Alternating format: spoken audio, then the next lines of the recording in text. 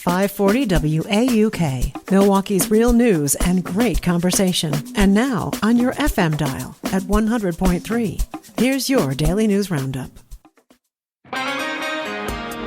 With local news on 540 WAUK on 100.3 FM, I'm Stuart J. Waddles. A sentencing date is now set for former Milwaukee County Judge Hannah Dugan. She'll be sentenced July 8th after a judge rejected her request for a new trial. Prosecutors said Dugan interfered with federal agents trying to make an arrest while her defense argued the law was misapplied.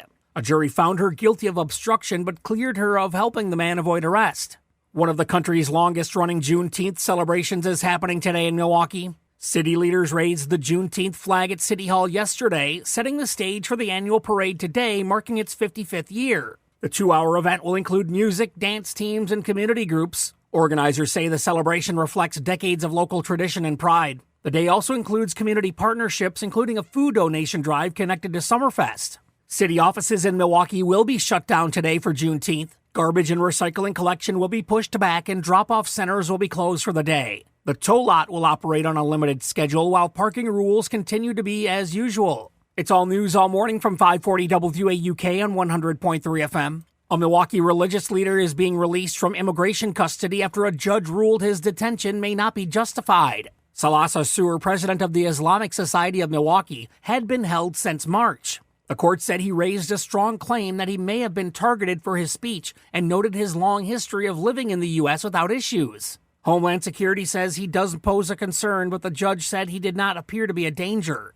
The leader of the Germantown School District is leaving his post at the end of the month. The school board said this week Chris Reuter has resigned from his role as district superintendent and his last day will be June 30th. Reuter had been on leave since April and the school board's announcement didn't explain why he resigned. The reason for Reuter going on leave was for a personal matter, but that too was not explained. He'd been the district superintendent since 2022. And that's the local update. It's all news all morning, 6 to 9 on 540 WAUK on 100.3 FM. News anytime at WAUKradio.com. I'm Stuart J. Waddles. For Civic Media News, I'm Connie Fellman. The Wisconsin DOJ is investigating an officer-involved death in Lake Tomahawk on Wednesday. Authorities say a suspect shot a gun when they went to arrest him on felony charges. One officer shot the man in return. He was pronounced dead on the scene. No one else was injured. Nearly 150 acres of fragile wetland in Door County is now protected. The Door County Land Trust recently completed the largest acquisition ever at the Kellner Fen Natural Area. The people who owned the land for the last 25 years say they wanted to make sure it was never developed and sold it at a bargain price. Ecologists say the ancient dunes tell the story of Lake Michigan's past, and the diversity of wetlands is incredibly significant. They say the land includes rare orchids and carnivorous plants that can't be replaced once they're lost. The Land Trust says the rare species habitats and forest health will be protected for generations to come.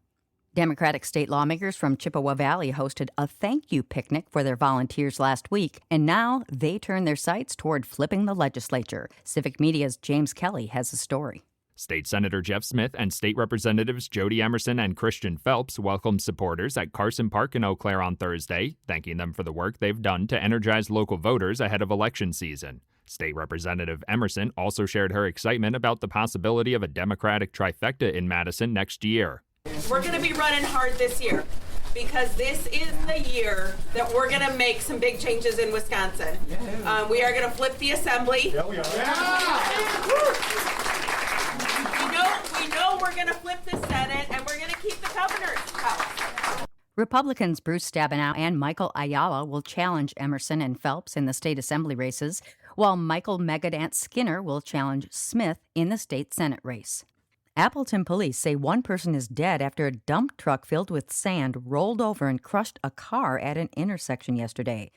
The crash happened around noon when a tow truck pulling a dump truck went off the road at 441 and Calumet Street, causing the dump truck to come loose and crash into a car stopped at the light. The person inside that car died at the scene. The Wisconsin Supreme Court has ruled that a state-funded college grant program limited to certain racial groups must end. The justices agreed the program violates constitutional guarantees of equal treatment. Backers of the challenge call it a win for fairness, but some justices noted ongoing disparities in education for students of color. The grants, which helped hundreds of students each year, will now be discontinued.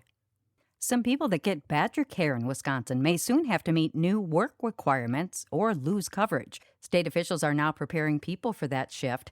A new DHS webpage outlines the rules and offers a screening tool to help people understand their situation. The policy would require certain adults to log monthly work or training hours. The change is already drawing mixed reactions over its potential impact on access to care. A large property tax increase could be coming to Madison. That's if the Madison Metropolitan School District budget is passed for the upcoming school year, raising property taxes by more than 8%. The Wisconsin Policy Forum explained it would be the third largest increase in Madison since 1995 if passed. The district has proposed a spending plan worth more than $600 million, with the majority of money going toward employees and benefits. And that's your state news update. I'm Connie Fellman for Civic Media News.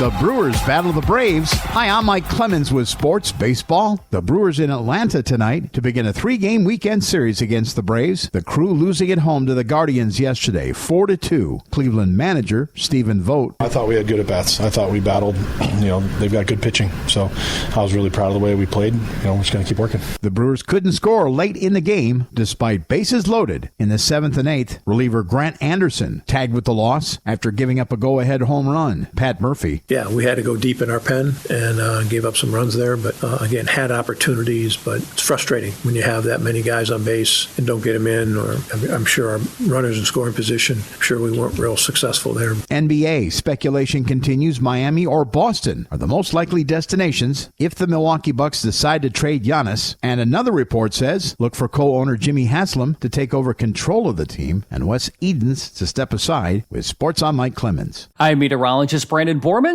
A nice way to wrap up the work week. Sunny skies with comfortable highs in the mid-70s. For tonight, a few showers and thunderstorms possible, otherwise partly cloudy with lows in the mid to upper 50s. A good start to the weekend on Saturday, mostly sunny, highs upper 70s. That's your Milwaukee News Roundup from WAUK. Find more news anytime at waukradio.com/news. Subscribe to this podcast on Spotify, Apple, or wherever you find your podcasts.